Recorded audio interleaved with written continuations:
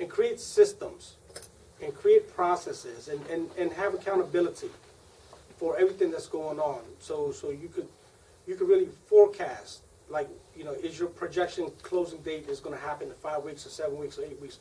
And the only way you do that is by being focused and not taking on too much. And I want to piggyback on that because Next Stage is a very unique investor agent brokerage in and of itself because it's led by you and Johnny. Johnny, Sid's business partner, is a HUD inspector of 25 years. So this guy brings just an unbelievable level of wealth to the whole situation.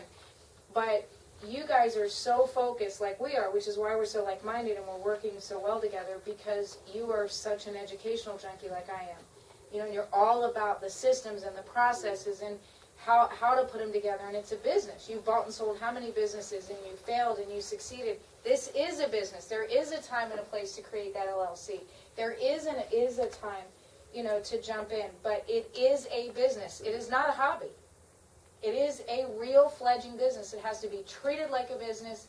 And if you don't go into it with that type of a mindset to be able to create the business and work on the business to build the business, you don't want to get into a place where all you are is working in the business. You want to be able to extract yourself out of that so you can develop your business, so you can grow and buy and sell. I have 7 businesses right now, getting ready to buy another one. And how in the world do we do that? It's because we leverage other people's skills, talents, and resources to take on. I just hired an executive assistant for the first time in my life. This means I had to let go of total control over my life, my calendar. I had to let somebody go into my email. I had to let my guard down. How many hours do you think she put in last week on her first week? 60. 40. I still can't believe that she put in 40 hours. And I still haven't even handed over what I'm going to hand over to her.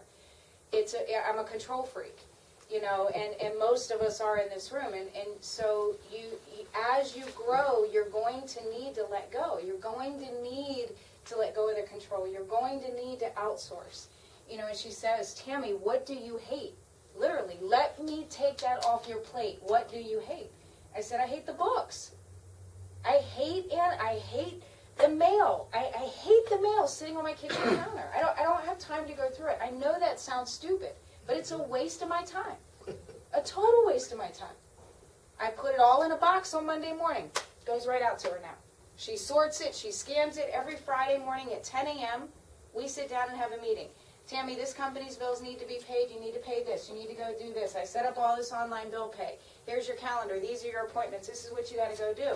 Now, all I do this whole week and last week, I have gotten through more emails, more phone calls, and more productive time because I had somebody there dictating to me what I needed to get done instead of literally being in a cloud of clutter.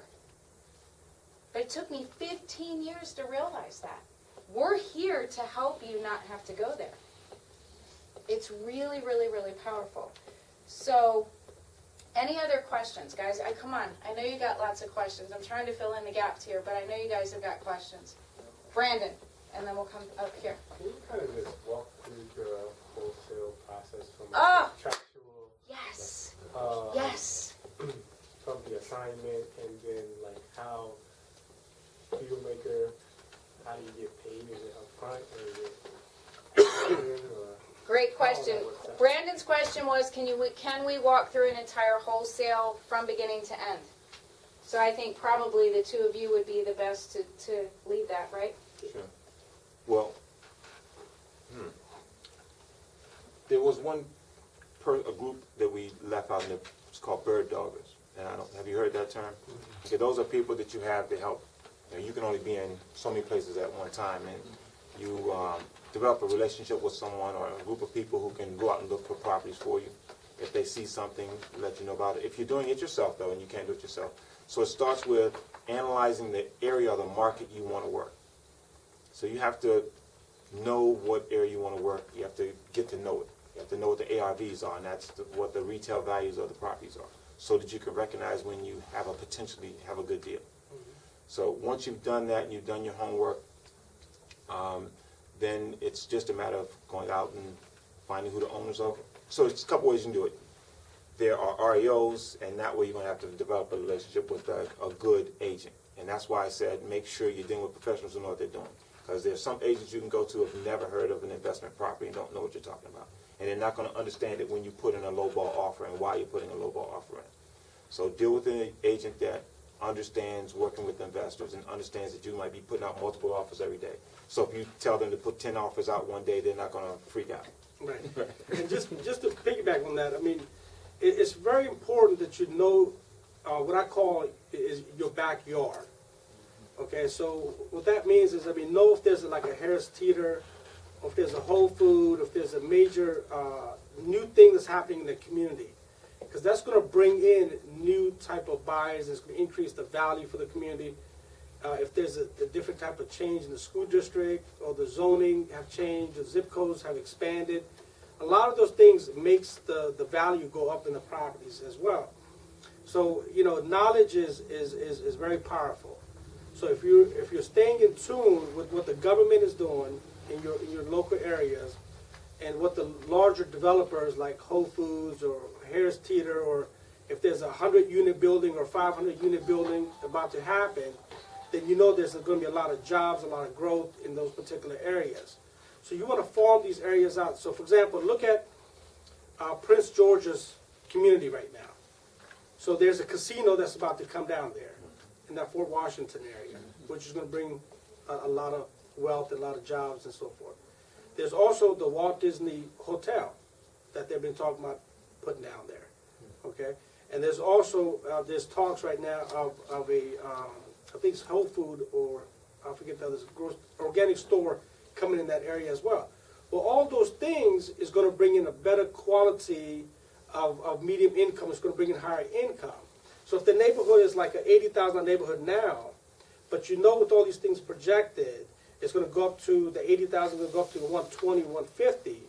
So know your backyard, know what's going on. So if you live in Arlington or you live in Falls Church, know what's happening here first. Make 1 or 2 deals happen, get some cash, and then start to expand in other areas. So Can I ask a question regarding that? Let's say you are from Arlington, or I grew up in Montgomery County, right? And as a new investor getting started, I couldn't afford Arlington. I couldn't afford Montgomery County. I could barely afford Baltimore. And everybody kept saying, oh, you don't want to go to Baltimore. That's a whole nother world over there. You know, you need to stay away from there. It's block by block. And I kept saying, well, wait a minute. If all these investors are investing there, and they're making money there, so I went up to Baltimore. Now, I love Baltimore. I mean, we got huge properties up there, and Baltimore is the next Prince George's County. It's thriving. The casinos are coming up there. The whole waterfront's being developed, you know, all north with the BRAC and the military realignment.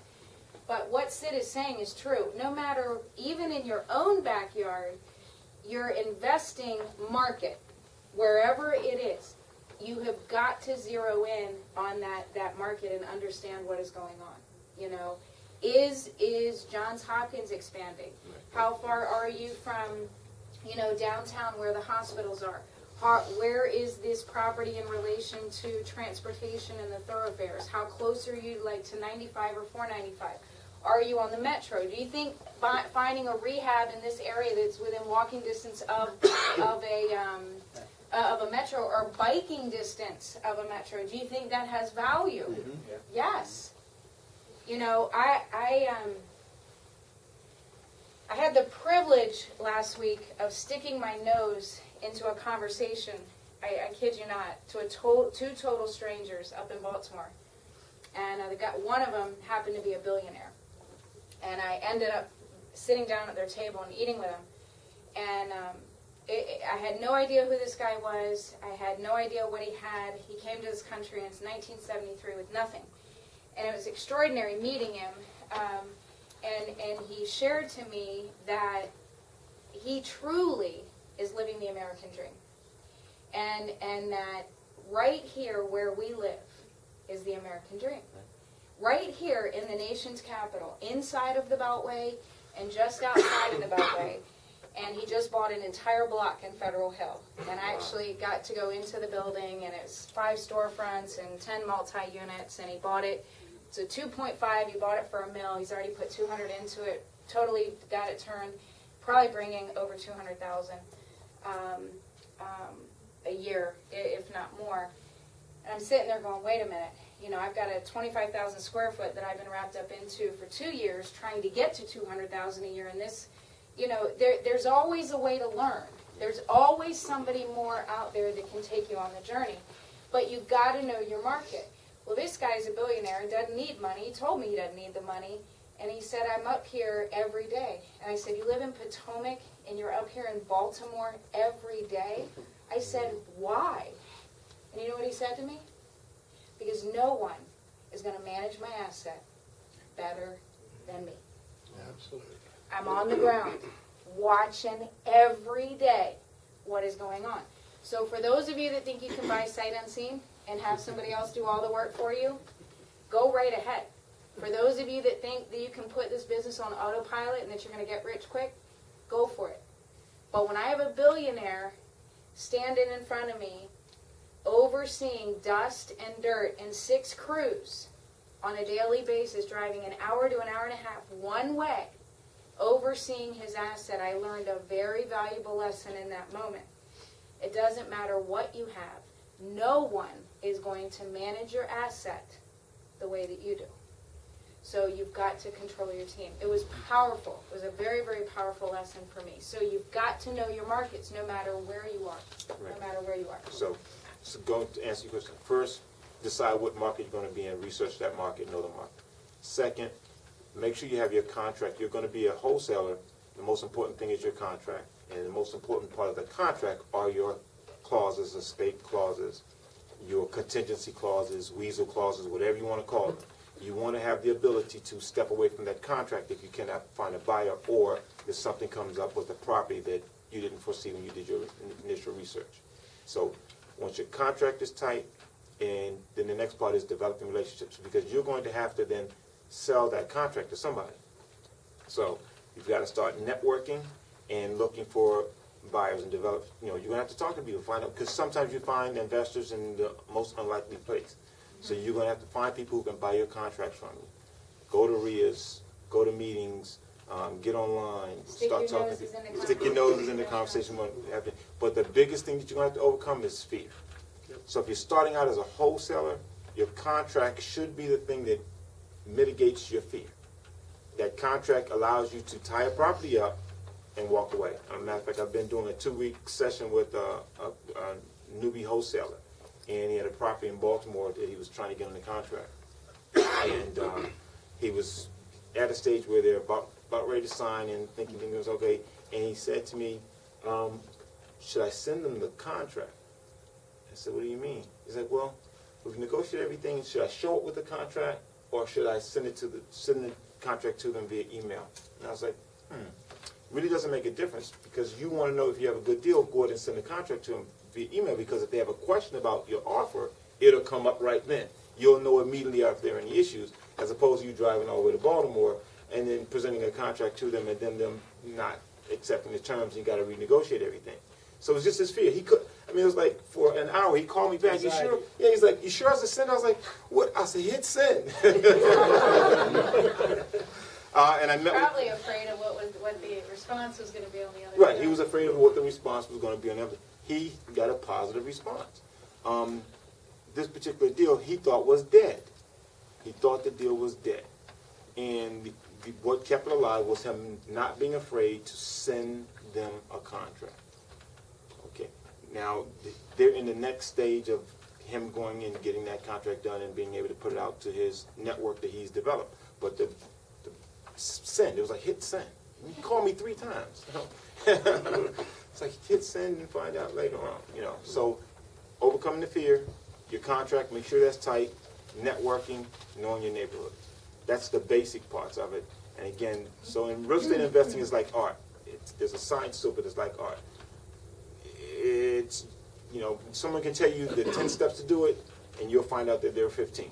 Okay. And, you know, Johnny said something, I mean Johnny, I got Johnny on the brain. Fred said something earlier that is very powerful to wholesaling, and that is a buyer's list, okay? Because a really powerful wholesaler also, and that's why I feel, honestly, wholesaling is very difficult to do. It Because you were taught that it's very, very easy to do, Right. it's very lucrative, okay? It is a exit strategy. But most gurus teach that wholesaling is the simplest thing to do, it's the first thing to get into. I personally disagree. I think it is a great strategy. I don't know if you guys agree or disagree. Wholesaling is awesome. You need to know how to do it, okay? But as a new person who's green, you have to have two things going on. You have to be in the field finding the deals and putting them together, as Lacey's talking about, and simultaneously marketing for that end buyer, creating and building that buyer's list. That takes time. I wish. It takes time. Paul, Yeah, I it wish, takes time. I wish little Paul was I here. got all that. But Yeah. I just want to know how it plays out contractually to close it. That's the part. that I Okay, want be to more know. specific, because I want to make sure we get your question answered. When Okay, you say so- plays out contractually in Okay, so closing. you write the contract, you go there and put, this is, Sid, will you found a take this? buyer. Okay, so you have a buyer in place, let's assume that. So then you're gonna sign the contract. Walk me through that step. Like, I just wanna know how that plays out, like, okay, so. How do you get your fee? Right. You Okay, wanna know how I you got it. get paid. Do you is get what what you're he- do you asking. get Double closings or something? Right. Do you, Sid, do you get what he's asking? Yeah, how do you get your check? Basically. Basically, right.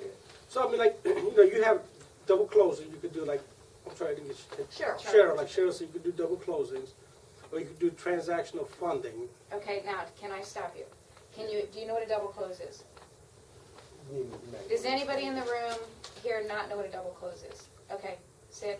Okay, so double closes, so let's say that I got a property under wholesale, and he's the end buyer, he's gonna buy it, right? So I have to go to settlement with him. I gotta go to closing, so I gotta pay the settlement. I'm sorry, let's say he's the homeowner, and I go to settlement with the homeowner, but let's say he's the one I'm gonna sell it to. So I gotta settle with him first, pay the settlement fees, go to